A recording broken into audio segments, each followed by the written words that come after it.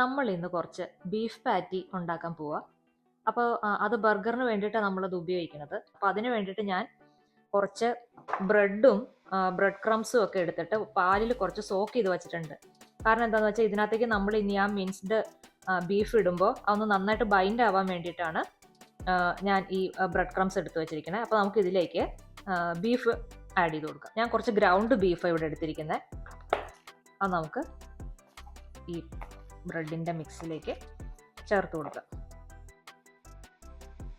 അത് നന്നായിട്ട് സോക്കായിട്ടുണ്ട്.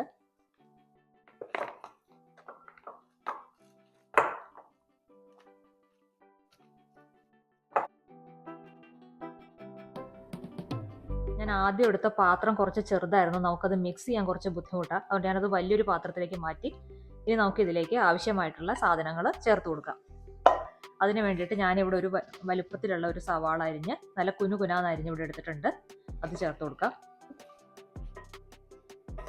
ഞാൻ പിന്നെ അതിലേക്ക് കുറച്ച് ഫ്രഷ് ഹെർബ്സ് കുറച്ച് ഞാൻ നമ്മുടെ ഗാർഡനിൽ നിന്ന് പറിച്ചെടുത്തിട്ടുണ്ട്. അതിൽ ഒറിഗാനോ, റോസ്മേരി, ബേസിൽ, ഇത്രയാണ് ഞാൻ പറിച്ചിരിക്കുന്നത്.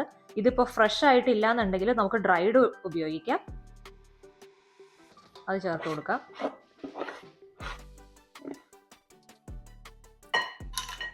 കുറച്ച് മഞ്ഞൾപ്പൊടി,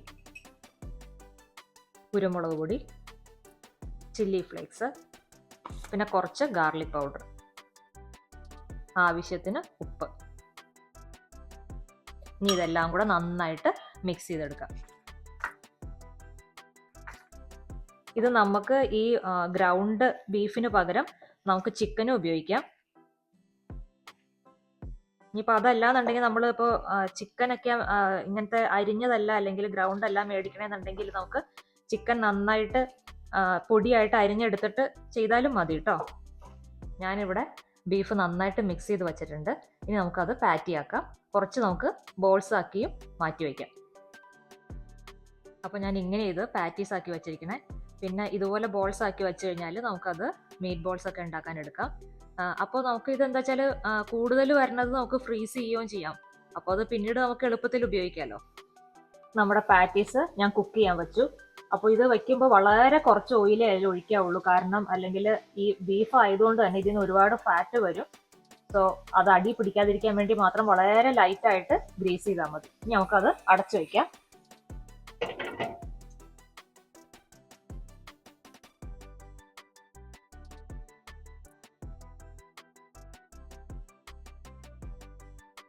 ഞാനിവിടുത്തെ ബർഗർ ആക്കാൻ വേണ്ടിയിട്ട് സെസ്മി ബ്രിയോഷ് ബൺസ് ആണ് എടുത്തിരിക്കുന്നത്. ഇത് നമുക്ക് പ്ലെയിൻ ആയിട്ടുള്ളത് ഉപയോഗിക്കാം. ഇനിയിപ്പോൾ ബ്രിയോഷ് അല്ലെങ്കിൽ റെഗുലർ ബണ്ണായാലും കുഴപ്പമില്ല. ഞാനൊന്ന് എയർ ഫ്രയറിൽ ചെറുതായിട്ടൊന്ന് ചൂടാക്കിയെടുക്കും.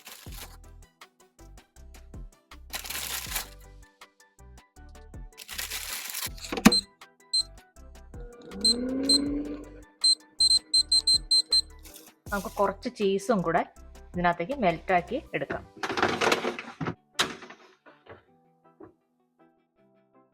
നമ്മുടെ ചീസൊക്കെ നന്നായിട്ട് മെൽറ്റായി. ഇനി നമുക്ക് ബർഗർ സെറ്റ് ചെയ്യാം.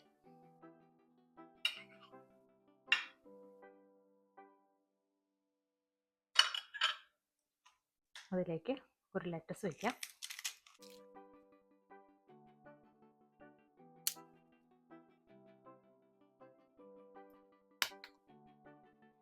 അതിലേക്ക് നമുക്ക് ഇഷ്ടമുള്ള സോസ് വയ്ക്കാം. അത് കെച്ചപ്പ് വയ്ക്കാം, മസ്റ്റാർഡ് വയ്ക്കാം. അത് ഓരോരുത്തരുടെ പ്രിഫറൻസ് അനുസരിച്ചിട്ട് ഉപയോഗിക്കാം. നമ്മൾ ഇന്നാളെ ഉണ്ടാക്കിയ നമ്മുടെ പിക്കിള്, അതിലേക്ക് ഞാൻ കഴിഞ്ഞ ദിവസം കുറച്ച് ഇവിടെ ഉണ്ടായ എല്ലപ്പിന്നും കൂടെ അരിഞ്ഞിട്ടതാണ് അത്.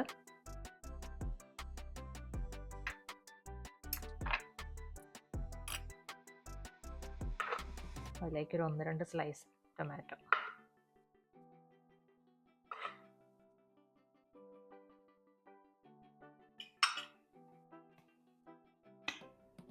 വീണ്ടും നമുക്ക് കുറച്ച് ഇതിങ്ങനെ നമുക്ക് ആവശ്യത്തിനനുസരിച്ച് ലെയർ ചെയ്യാം.